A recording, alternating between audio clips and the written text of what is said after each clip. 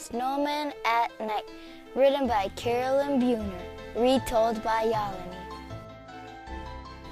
It was a very cold day, so a boy decided to build a snowman.